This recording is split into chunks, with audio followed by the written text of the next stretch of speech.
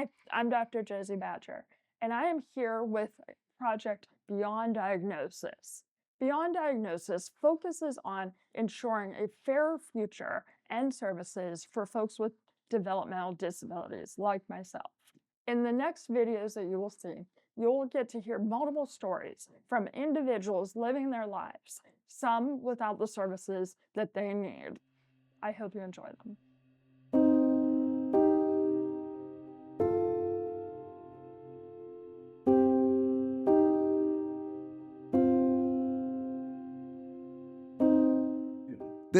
They help me up with my eye gaze because not every attendant knows to help me out with my eye gaze. The eye gaze is the assistive technology that I use with my eyes to do work appointments when I do virtually, because I still work very much virtually. Okay. It's like a computer. And they also help with my assistive technology. I have a bunch of assistive technology in my room, and they also help me with making appointments. And they help me, speaking of personal needs, they help me shower, give me medicine. They help me pee and poop. They help me do everything. I can't do any of the shopping or the cooking, so the attendant needs to do everything for me. To be honest with you, I'm not blaming the agencies, but they need a better training course because a lot of my attendants come in not knowing anything about me. Like, they should have a detailed summary about every one of their clients before they come in. So my dad and I don't have to do all the training. I can't transfer. I can't help them with transfer, and they need to know how to use my track with my strands, which helps me transfer from bed to chair and backwards, and no, from bed to chair and back.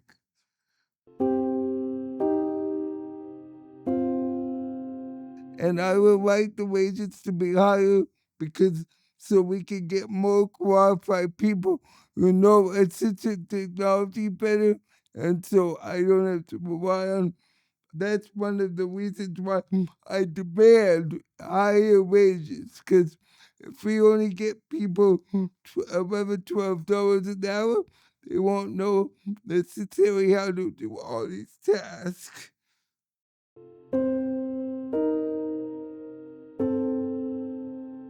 We are not able to get home care for him because the highest we can pay is for $15.30 an hour. If he were in the other waiver, the rates are $25 or higher. So right now, when I put an ad out, nobody responds, not even people from high school with no experience and no anything at home care. That's CASA home care. And so there's not a way to figure out, there's no support, but under the consolidated, they do have housing supports, they have supports brokers, they're supposed to have services to help you with the housing and to set up things. Those are the kind of things that he really needs. Well, one of the greatest dangers of being in the system that doesn't have the rates to pay for what Sean needs to get quality people is we get a warm body. And that warm body could come into our house, in our home, and we've had people that we had an aide that pushed the toothbrush, the top of the electric toothbrush down his throat, said it was his fault. I had to, there was a very good chance that he could have died. And because we switched agencies, we couldn't file I wanted to file a complaint with the state, and they said, well, you're no longer with that agency, so you can't file a complaint on that agency. Then we had an aide that burned him because she had him too close to the heater, and she came down and said, what happened to his arm? Had aides that came in the house and were sleeping, and my other son was younger at the time, so we made a game of it, like how to wake Elvis, because we didn't know what else to do. We've had people come in our house, and they've had drugs. I'm pretty sure they had guns. We've had people that came in and they were going into the other parts of our house. I had to tell them that we were very clear, like, "You're here to support Sean," and they were taking him and going into different places. We've had people that told us stories that were outrageous about things happening in their lives. And when I called the agency and said, "Have you done?" They came from all around the world, which was kind of neat in a diversity thing. But when I called the agency and I said, "Do you do a background check on these people because their stories are so bizarre?" And they said they only do a background check in Pennsylvania. So we have people coming from different states and they're coming in our house and they don't have a background check. There's because they only check in Pennsylvania.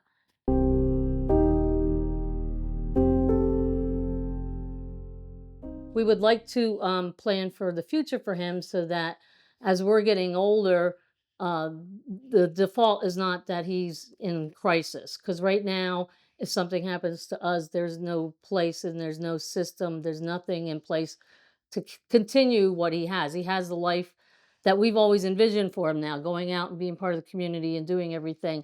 And when something happens to us, the only option right now is to go into a nursing home or some type of facility.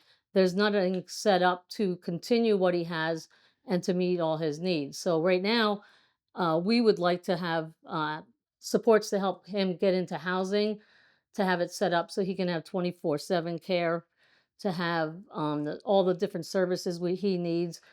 In the waiver that he's in now, there's no support brokerage, so there's nobody helping him find activities to do or making sure his technology is working or what else is available. It's all falls on me. So right now I'm doing his programming his device, implementing all his therapy, organizing all the doctors and all that. And looking at the housing that we want for him, there's nobody to help us even figure that out, to help figure out the contracts, the legal parts, the financing, or anything. It's just, if you want this, good luck.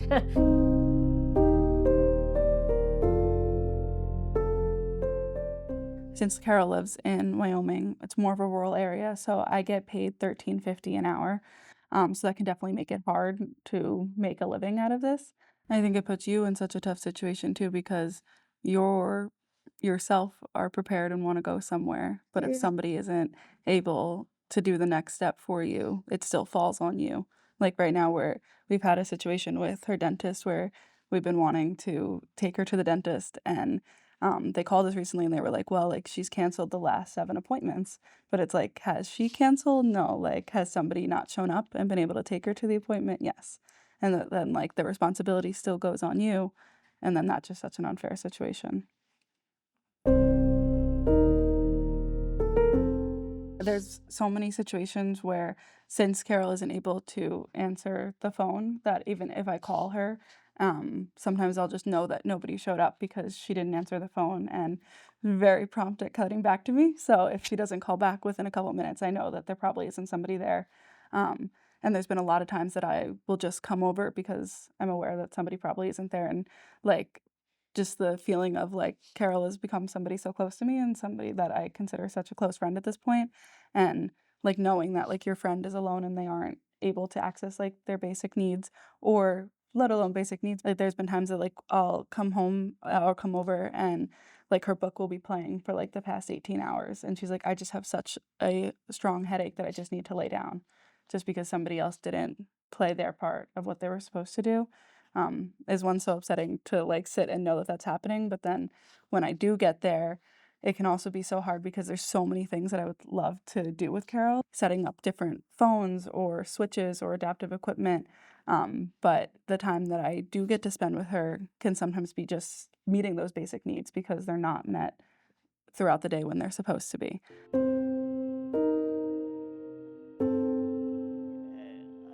have the right to participate in the community opportunity.